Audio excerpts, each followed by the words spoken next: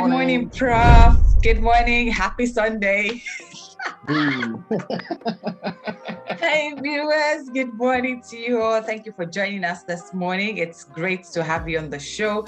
Please do let your family and your friends know we are live. You know, today's episode, I feel like all of our episodes are always just different and fun and interesting, very interactive. Imagine waking up on a Sunday morning and you're waking up to this. Just a good way, very nice way to get ready for service.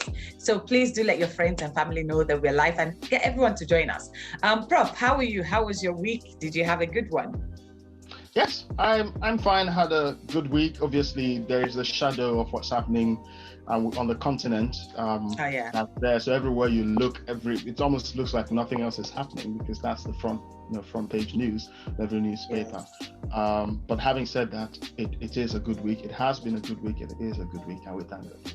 Oh, praise God for that. Yes. I mean, I'm glad that you actually mentioned that case because, for this morning, I just thought, let's just have a moment of reflection, just looking at what's going on with Ukraine and Russia. I know I'm part of a group where they give updates in terms of all the sort of aid that are being sent to Ukraine at the moment. And this was even from a school group. And you can just see how much people are giving. Everyone just wants to support. Everyone wants to contribute one way or the other. And every single day, they are shipping different items over there, just to get this aid materials over to the people that are affected. But on the other hand, we are seeing videos, we are seeing reports on, how people have been treated differently, especially I actually saw a lady's video. This was a Black lady who had worked, now she's kind of traveled she's currently I think she's in Poland at the moment. And she did that video from there. And she recounted our whole experience from moving from Ukraine to get to Poland. And she said she had to walk for about 12 hours or something like that, something ridiculous like that. Yeah. And this was because she wasn't allowed, and not just some other Black people that were around her weren't allowed to get on the bus that was taking people out of the city. And the officer, as she put it, says, oh, it's only Ukrainians, no other person. And as much as, we hear about this war and we're praying that it doesn't turn to another world war, that kind of a thing. But again, we're like humans. We're humans first before anything else. And you ask yourself, we can't just stand by and watch other people being killed and we don't do anything about it, which is why people are sending aid materials over to them.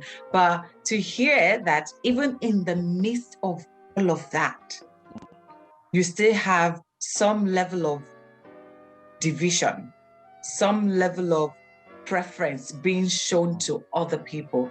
That really saddened my heart. I'm not going to lie, and it's actually make this whole subject very sensitive to me. And as you rightly said, if you go on any news page right now, everything that you see there, at least the first 10 headlines, will relate to the war currently going on. So it seems like nothing else is happening. So which means definitely it's something that we should be talking about. It's something we should be looking at. But as we always do on this show, Prof, this, we'll always bring it back to ourselves.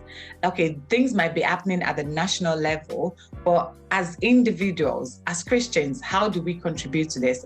What are your thoughts on this? And what are the things that you've heard about this same situation?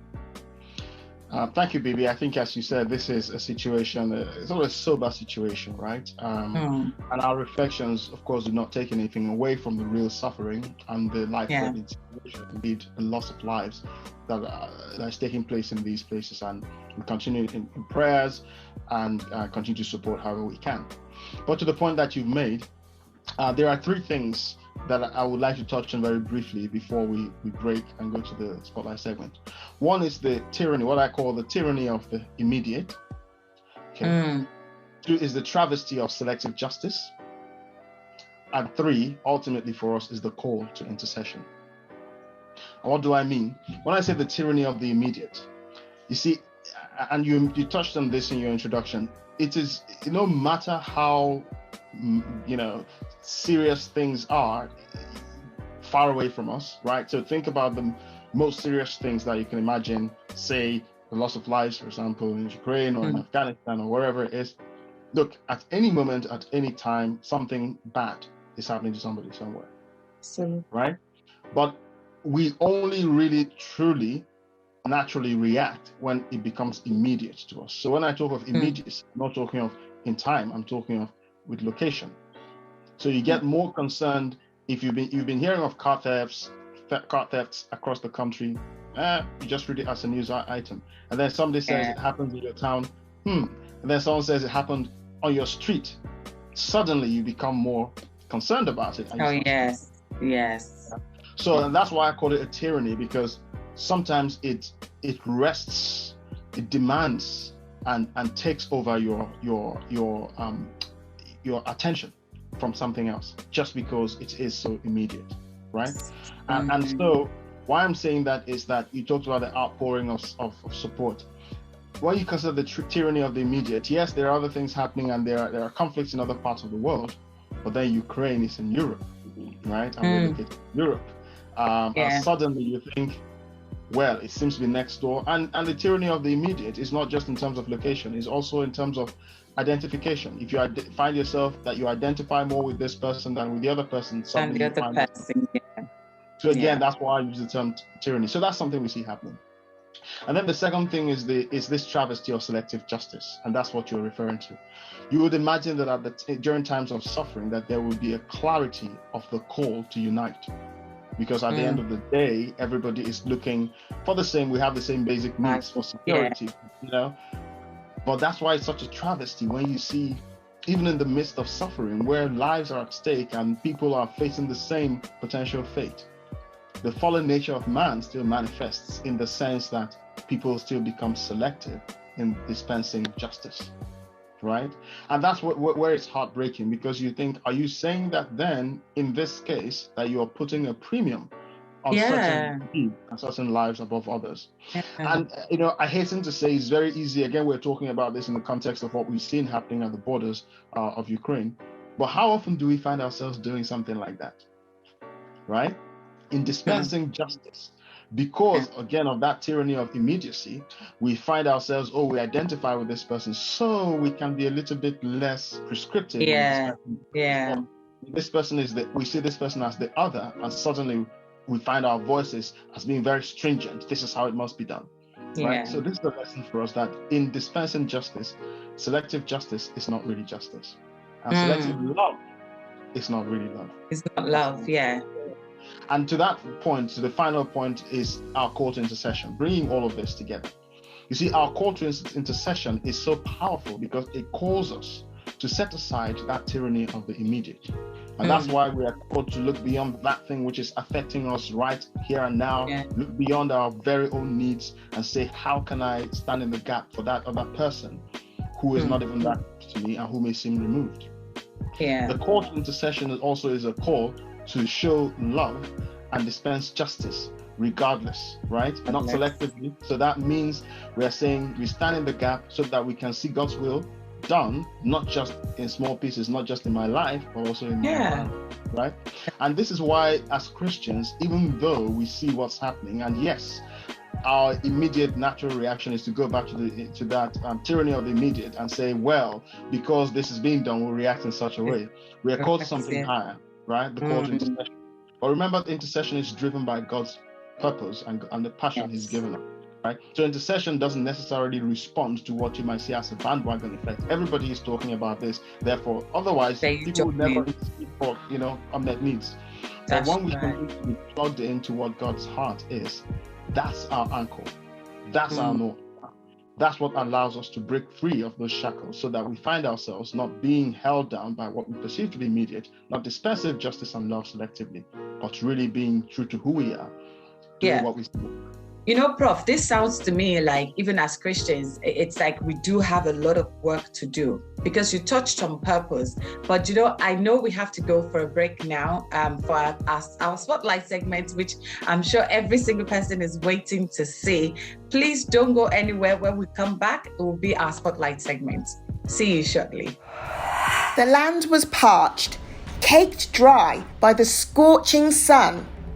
Yet against all odds, in the desert, the palm tree emerged. There was famine all around, and in that same place, Isaac reaped 100-fold. Like cedars in Lebanon, despite prevailing negative climates, God is intent that you will thrive. Every Sunday this month, we are thriving. Don't miss a Sunday from 9:30 a.m. with our SonRise talk show, followed by exhilarating worship from 10 a.m. prompt. The restrictions have been lifted. It is time to resume in-person worship every Sunday. Yet if you cannot come in person, then do join us online on all our digital platforms at HOTR London. Don't keep this to yourself. Invite others to join us too. I thrive, you thrive, we thrive. See you on Sunday at House on the Rock, London. Hello, Minister. Hello, Minister Godswill. Good morning. Hi, Bibby. to Hi, you. Minister Zuby. Nice to be here with you guys. Oh, nice Again, to yes, be here with us again. You forgot the again, you know? Yeah, True. That's last been a week while we were ago. last week we were talking of repeat guests, and I think you are again one of our repeat guests. If I'm not mistaken, this is your Like third the fourth time. Is it second third? time. Second. Just the second time. No, Okay. it can't be your second time. It's your third time. Yes. When Yes, was the you're second one of one those then? people that we should give the key, the keys to SonRise doors to, because you're now part of the family, so you can come in as you like and then go out as you like. Yes, it's your third time. It's great to have you back on the show with us. Viewers, please make welcome Minister Godswill this morning, who's joined us. Loving your setup this morning. Wow, how have you been? I'm good. Enjoying the weather. Is cold, and having to juggle so many things on a Sunday morning and still be in church is interesting, but well done. Yes, we know the Lord is your strength. I hear you very clearly on the weather, because it's sunny, but trust me, it's very cold. But maybe about 12 noon by 1 p.m. probably starts to get a bit warm, kind of. But anyways, we are grateful to God. We thank God for another opportunity. Thank you for joining us this morning again. And for this segment, I was going to call you Prof there now, you see, because you all have titles. Minister Godswill. So you've joined us for our segment, our Spotlight segment, no longer Spotlight Minutes, because you're going to be here for longer than a minute. And so in this segment, what we want to hear from you, it's more around any sort of experience that you've had maybe in recent times, or even at some point in your life, basically, that you think might be of good information to us, or maybe we can learn something from. But before we go into what we're going to learn from that experience, we'd like to know if there's anything so interesting that you can share with us this morning. That's an interesting question. I've had so many experiences in life, as you can see from my gray hair that's about to come out. The one I would like to talk about is the experience I had at the beginning of COVID, while I was out of work for 12 months. Wow. Wow. Out of work for, as we say, in between contracts for 12 months. That's a whole year. Wow. I'm sure, I want to hear more about that. I want to know what happened then. And I'm sure Prof wants to, as well as our viewers. So please, can you tell us a bit more about this experience? Yeah, so this happened, 2 years ago. I was on a good contract, everything was doing well. And then the government came out with IR35, and the company I was working with, they decided that every contractor that was working with them was going to go inside IR35. So I decided to leave. I found another job. And prior to that, I had been contracting for about 5 years and had never been out of contract. I've always had a contract. So at that point, I left that job, went to a new one that offered me outside IR35. And while I was there, COVID hit, and they had to let all their contractors go. And I thought, I'm going to find something easily. First month passed, nothing happened. Second month, third month, and all the way till 12 months. And I still can't believe how I survived, but I'm still here. And eventually, after 12 months, last year, March, I was able to get back into contract, and it's been great since then. So, that's very interesting. And if I may just ask this question, in the 12 months, because I haven't been a contractor myself before in the past, if you're ever out of contract like you, I've never been out of contract, even up till now. But for the 12 months, I'm sure that those months actually felt like a whole lot longer than 12 months. But every single day when you wake up, what was your routine like? What did you do? Were there any thoughts going through your mind, or did you try to get something different completely from your line of work, or what? Yeah, just give us a bit more. It was an interesting period for me because at that time, my wife was pregnant, and we had our second daughter a month after I left the contract. So once after the contract ended, well, it didn't end, they terminated it. After it was terminated, I got busy preparing for the delivery of our baby. And then once baby came, busy, raising the child and looking after the baby. And also always looking for work as well, because I was searching every day, I was applying. But because of the pandemic, so many people were out of work at the same time. Yeah. So getting something was challenging, but I wasn't really idle. I was busy. There was so much keeping me busy. I ventured into different other businesses that I never thought I would be getting my hands into. Yeah, it was really interesting. Oh, okay. That's good. I mean, like having to look after a baby, welcome a baby when you're in between contracts is actually a lot of work in its own right. So yes, well done. Enforced paternity leave. Exactly. So yeah, well done. We thank God for that. So Minister Godswill, as you've said, this was something that happened to you. But why did this experience have such an impact on you? Is it because you had a baby on the way, or was it just because it was so unexpected and it just happened? Why did it have such impact? Yeah, it had an impact on me for a few reasons. One is that I never thought I would be out of work for that long. And like I said, prior to that, contracting for 5 years and, always jumping from one to another and no break. And having that happen showed me that, nothing is ever permanent. There's nothing that's secure for you. At some point, I had to question my skill set and everything. It was a trying period. It was challenging. However, the most important thing for me was that throughout the entire time, God saw me and my family through, and in the sense that He was always making a way. We never lacked anything that we needed. He supplied all our needs according to His riches, as the Bible says. And he just made a way, and the time kept passing, 1 month, 2 months, 3 months, up to the 12th month. He just made provision, and it's amazing how you begin to see the hand of God in a time of trial. And He used different people to come through for us. He used people to, you would just come across people that would say, okay, I'm going to bless you with this, and you'd be surprised. I wasn't expecting that, and God was just opening doors. So even though the work door was closed, God opened different other doors that He was able to use to sustain us. And why that was impact was that He taught me not to box God into a corner.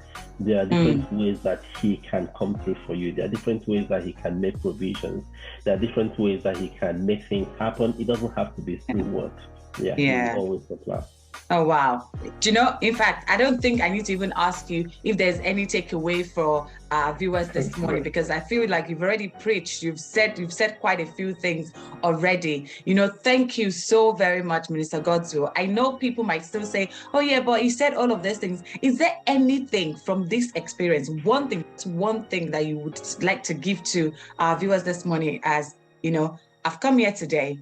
If you're going to remember this episode for anything, I want you to remember for this. Is there that thing that you would like our viewers to take away from here this morning? The takeaway for me would be, don't give up, trust in God. No matter what the situation may be, no matter how long you may be in that situation for, keep looking up to Him. He's going to come through for you. Things are going to turn around. Yeah. When things turned around for me, it was amazing. I was having multiple contract offers at the same time, and I had to be making choices which ones to go with. Wow. So God is going to turn things around, but just stay faithful. Throughout the time that I was out of contract, I never at any point missed any of my commitments to God. I remained committed to His work and doing the things that He called me to do. And when it was time for Him to turn things around, He did. So, He did. Wow. There you have it. People, thank you so much, Minister. You see, in fact, I'm going to give you Prof as well, because I don't know why I want to call you Prof. Anyway, thank you so very much, Minister Godswill. It's been great having you on the show. I know we've all learned something, even our viewers as well. So viewers, please do feel loved. Minister, he's probably going to be on stage after this show now. So, but we thank you. We appreciate you. We love you. Thank you again for joining us this morning. God bless you. We will see you in service. Bless you. Take care. Bye-bye. The smallest seed becomes the greatest tree. This is the mystery of growth. Locked in your spiritual DNA is a supernatural growth factor. It is time to unlock that factor. There is a growth order over your life, issued from the beginning of time, planted in the house yet flourishing in the courts. It is time to grow beyond borders. Join us every Wednesday this month from 7:25 p.m. on all our digital platforms as Pastor Temi takes us on a journey of growth in this new life class series on The Growth Order. Don't miss it and invite others too. It is time to grow against all odds. Wow, welcome back, viewers. Thank you for joining us again. If you're just joining us, you've just missed our spotlight segment with Minister Godswill. You definitely want to watch the replay of this. Thank you so much, Minister Godswill, for sharing that powerful experience with us. I'm sure most people would have had this experience at some point in their lives, and we all had different, outcomes, but we thank God that today we're still here. You're good, your family is good. Prof, from what Minister Godswill said, it was talking about just trust God. No matter what you're going through in trying situations, God do come through for us, and we need to stay strong. And I feel like this is it seems almost all of our guests have had the same thing to say, about maybe just trust God. And I know that those words are we say it and they've kind of become like a cliche, trust God. But what does trust God mean? What does it look like when when you're faced with not being able to meet up with your responsibilities and all of that? But we know we're Christians, and Prof, you probably want to tell our viewers how to trust God. If you do know anything else that you want to add, but I really do want us to revisit, to go back to what we were discussing just before the spotlight segment, because where you ended it was so powerful. You were talking about selective love and selective justice, and I feel like some people have just joined this show now, and they missed that. Prof, as Christians, as individuals, now let's bring it to us. How do we ensure that we do not find ourselves in a place where we are giving selective justice or we're giving selective love to people? So I think that, and you know what, the thing is that what we heard Mr. Godswill talk about and what we talked about earlier, there's a connection, right? Mm-hmm. Because on finishing off, he said, during that period, I was able to trust God and continue to fulfill my commitments to ministry. To the work of God. Right? And if you remember that last session we had, I talked about three things. I talked about the tyranny of the immediate, where our focus is so the immediate and that thing that seems like an emergency that pulls out to us, immediate in terms of location, but also in terms of identification. It draws all of our attention and demands to be addressed straight away, and we focus on it. The second one being the travesty of selective justice, where even in the place of suffering, in dispensing love and justice, we find ourselves being ruled by that tyranny of the immediate, because we then find ourselves being selective. This one seems closer to me. This one seems more applicable to me. I find myself more with this one, and then we find ourselves showing love and justice more. But then, in saying that I fulfill my commitments of ministry, that's talking about the last bit, which is the call to intercession. Because for you to truly step away from those first two and walk in the place of intercession, you have to trust God. Because why would you stop praying for the things that concern you and start praying for others if you don't believe that God will sort out what concerns you? Right? So there is the trust element to it. And I'll go back to what I said a few episodes ago about this idea of trust. It's like a bridge. You don't build a bridge when you need it. You build it before you need it, right? And if you build a bridge when you need it, you might just have a rope bridge that is very, very unstable. If you want a state-of-the-art bridge, you build it over time, maintain it so that when you do need it, you can use it. And so in the place of developing trust, it's something that we exercise. It's something that we continue to walk in.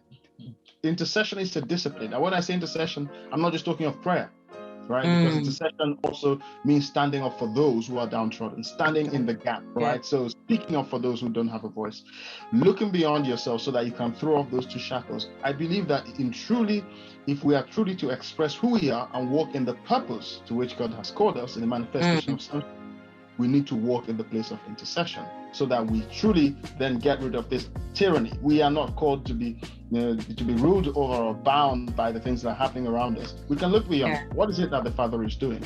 We can see it, and we can trust God enough that when it comes to us, He's sorting out that which concerns us so that we can address that which is important to Him. Thank you, Prof. I knew you were going to end this very, very well, because it's like this show just starts with preaching. Everyone is just preaching. Minister Godswill came, preached, and you've preached. But jokes apart, this has been very powerful. And for me, it's still about this trusting God. How do we ensure that we trust God? Let's build the bridge before the bridge is needed. There's a reason why you build the bridge. You bridge it, you build it, you test it, see whether it's strong enough or not, or if there's anything else that needs to be done with it. And once it needs to be used, then it comes through for you. So let us not leave it till later, and just get trusting God. Let's trust God from right away. Prof, I know our time is fast spent, and this show really is like, I think we need to tell Pastor Temi, we need an hour. Pastor Temi, please, we need an hour. Anyway, Prof, it is time for service. Our viewers are ready for service. We can't wait. I can wait as well. Please, as always, take us into service. Well, nothing more to say. Pastor Temi, coincidentally, is waiting as well at the Rock Tower. So let's just go there. Don't go anywhere. God bless you. Think about what you've heard and take it to the service. Enjoy. See you in service.